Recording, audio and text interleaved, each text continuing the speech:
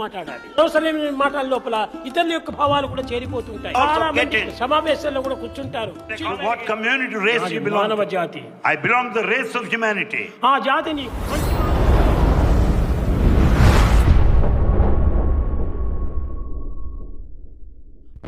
నేను యొక్క మహాకపులు మీ అందరికీ కూడా ఈ వీడియోకి స్వాగతం పలుకుతున్నాను. పుట్టపర్తి సాయిబాబా గారు గడిచిన దినాల్లో వారు బ్రతికున్నటువంటి శుభదినాల్లో యేసుక్రీస్తు వారి యొక్క జననం గురించి వారు చాలా చక్కగా వివరిస్తే ఆ వీడియో చేశాను నేను.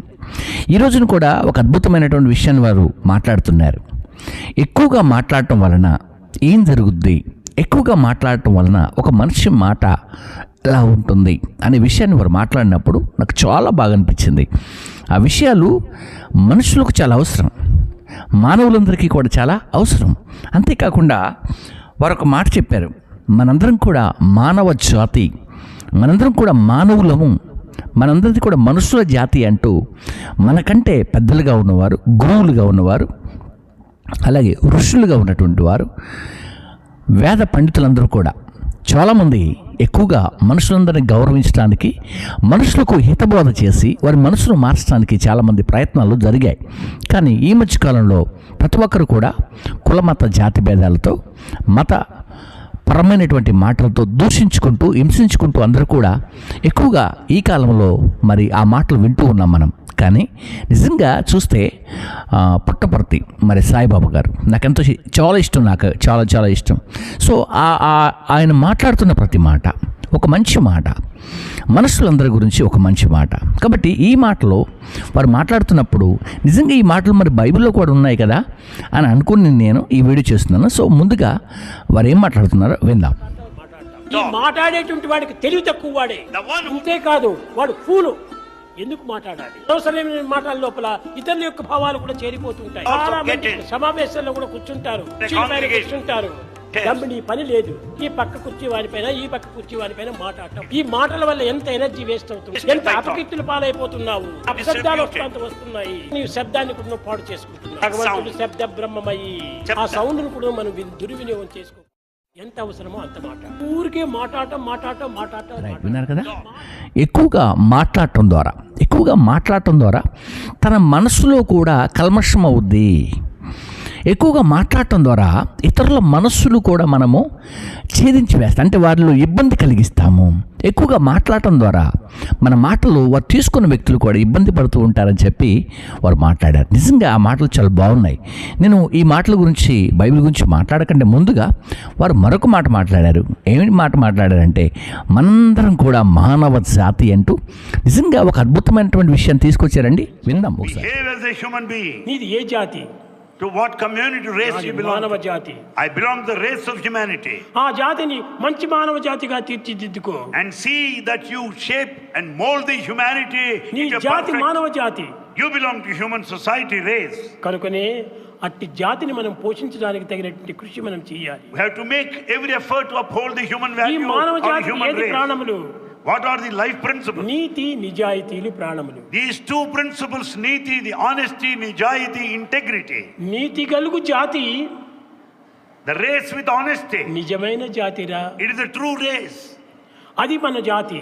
That is our ఆ community. నీతి లేకపోతే ఇది మానవ జాతి అని ఎట్ట పేరు పెట్టుకునేది? Without this niti, the morality, you cannot call jati the nationality. మొరాలిటీని మనం పెంచుకోవాలి. So we have to develop morality.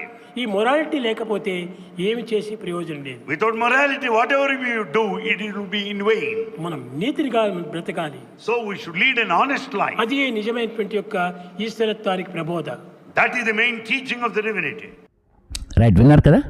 So దేవుని ప్రజలారా, దేవుని బిడ్డారా, దేవుని పిల్లారా, ప్రపంచంలో ఉన్న ప్రతి ఒక్కరు కూడా, నాట్ ఓన్లీ ఇండియా, భారతదేశమే కాదండి, ప్రపంచంలో ఉన్న ప్రతి మనిషి కూడా, మనుషులందరూ ఒక జాతి, మనుషులందరూ కూడా ప్రేమ కలిగి, మనుషులందరూ కూడా నిజంగా ఈ రోజుల్లో మనుషులందరూ కూడా ఎలాంటి భేదం లేకుండా, జాతీయ, ప్రాంతీయ, దేశ భేదాలు ఇలాంటివన్నీ కూడా లేకుండా ఒక మనిషిని మనిషిగా గౌరవించాలి, ఒక మనిషిని మనిషిగా ప్రేమించాలి, ఒక మనిషిలో ఉన్నటువంటి మానవత్వాన్ని, ఒక మనిషిలో ఉన్నటువంటి మంచితనాన్ని, ఒక మనిషిలో ఉన్నటువంటి గొప్పతనాన్ని మనం బయటకు తీసుకురావాలని కూడా మనందరం కోరుకోవాలి.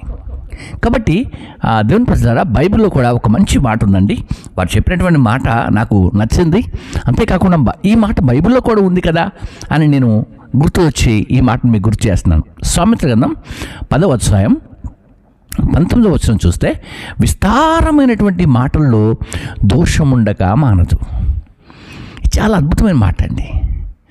సో ఎక్కువగా మాట్లాడుతున్నారా? అక్కడక్కడ కూర్చొని ఫ్రెండ్స్తో ఎక్కువగా మాట్లాడుతున్నారా? మొబైల్లో ఎక్కువగా మాట్లాడుతున్నారా? మొబైల్లో ఎక్కువగా చాటింగ్ చేస్తున్నారా?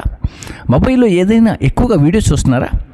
సో చూస్తే మంచిదే, కానీ అవి మీ శరీరానికి, మీ కుటుంబానికి, మీ బిడ్డలకు అవన్నీ కూడా ఆరోగ్యకరంగా ఉండేటివేనా? క్షేమకరంగా ఉండేటివేనా? మీరు మాట్లాడే ప్రతి మాట మీ శరీరానికి ఆరోగ్యాన్ని ఇస్తుందా? ప్రేమ ఇస్తుందా? సంతోషాన్ని ఇస్తుందా? సో అలా ఉండాలి. విస్తారమైనటువంటి మాటలు ఏముంటుందట? దోషం ఉండక మానదు అంటూ చెబుతూ ఇంకొక మాట చెబుతున్నాను చూడండి అక్కడ. తన పెదవులను మూసుకునివాడు బుద్ధిమంతుడు. అంటే ఎక్కువగా మాట్లాడకూడదు.